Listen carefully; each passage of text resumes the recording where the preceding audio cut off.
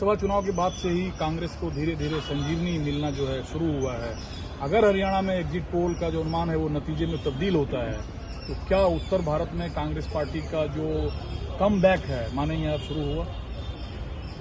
सबसे पहले तो मैं एएनआई को और विशेष रूप से आपको इस बात के लिए बधाई देना चाहता हूं कि मैं चुनाव में जहां जहां गया और काफी घूमा मैं हरियाणा में, सब जगह आप मुझे दिखाई दिए और आपने पूरी जिम्मेदारी के साथ वहां के चुनाव को कवर किया। हरियाणा का चुनाव बेहद महत्वपूर्ण है।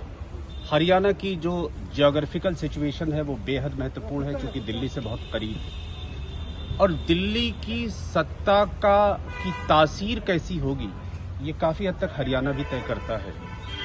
हरियाणा में कांग्रेस के पक्ष में जबरदस्त माहौल था और ऐसा लगता है जिस तरह के रुझान दिखाई दे रहे हैं, एग्जिट पोल आदि भी आ गया है कि कांग्रेस पार्टी स्पष्ट बहुमत के साथ सरकार बनाने जा रही है।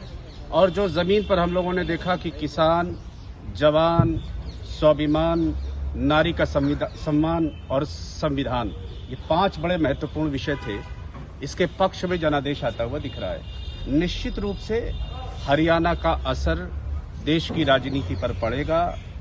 दक्षिण भारत के साथ साथ, चूंकि कर्नाटका, तेलंगाना में हमारी सरकार है, केरला में हमारी सरकार आने वाली है, अन्य राज्यों में भी साउथ के हम बड़ी मजबूत ताकत के रूप में हैं।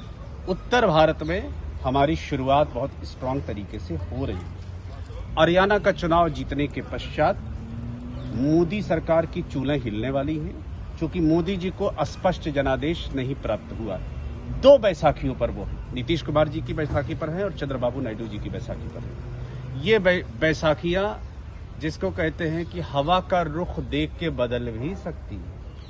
तो हम समझते हैं कि हरियाणा के चुनाव के नतीजे का असर और विमर्श देश की राजनीति पर। लेकिन दूसरी तरफ झारखंड को लेकर शिवराज सिंह चौहान जी वहां गए थे, हेमंत बिस्वा शर्मा जाते रहते हैं, उनका कहना है कि वहाँ का डेमोग्राफी चेंज हो गया है। बांग्लादेशी घुसपैठिए इस कदर आए हैं कि आदिवासियों के जो मूल हक हैं वो प्रभावित हो रहे हैं। क्या आप मानते हैं कि देखिए, भाजपा का जो मूल नैरेटिव है, जो चरित्र है और जिस तरह की राजनीति भाजपा करती है, वो केवल और केवल सांप्रदायिक रंग देने की कोशिश करती है। लेकिन हम देश की जनता को, विशेष रूप से अयोध्या को और वाराणसी को इस बात के लिए बधाई देना चाहते हैं कि इस राजनीतिक विमर्श को जो खड़ा करने की कोशिश वो कर रहे थे और उत्तर प्रदेश को एक प्रयोगशाला के रूप में स्थापित करने का प्रयास कर रहे थे, वहां की जनता ने इनको मुंहतोड़ जवाब दिया। अयोध्या में एक दलित के द्वारा भारतीय जनता पार्टी का प्रत्याशी बुरी तरह से शिकस्त खाया और वाराणसी में श्री नरेंद्र मोदी बड़ी मुश्किल से चुनाव जीते। बहुत विशेष, कोट अनकोट विशेष प्रयासों के चलते वो चुनाव वहां पर जीते। तो धार्मिक उन्माद की राजनीति का अंत हो चुका है। बुनियादी सवालों पर, रोजमर्रा के सवालों पर, रोजमर्रा के राजनीतिक विमर्श पर आने वाला चुनाव होने वाला है। देश की जनता को गुमराह करने का प्रयास जो संघ के इशारे पर भारतीय जनता पार्टी करती रहती है, वो पूरी तरह से देश की जनता ने लोकसभा के चुनाव में नकार दिया है और विधानसभा के चुनाव में नकारते हुए दिखाई दे रहे हैं। ठीक है, आखिरी सवाल ये है कि हर पार्टी में वैसे कई चेहरे होते हैं, मुख्यमंत्री के चेहरे के तौर पर, दावेदार के तौर पर। झगड़ा तो आपकी पार्टी में भी है। देखिए, हमारी पार्टी इतनी सशक्त पार्टी है कि हमारे पास कई सारे लोग ऐसे हैं जो कि मुख्यमंत्री बन सकते हैं, उनमें संभावनाएं हैं। लेकिन जमीन पर घूमने के बाद, और कांग्रेस का शीर्षस्थ नेतृत्व जो भी तय करता है, कांग्रेस पार्टी का कार्यकर्ता और आमजन उसको स्वीकार करते हैं।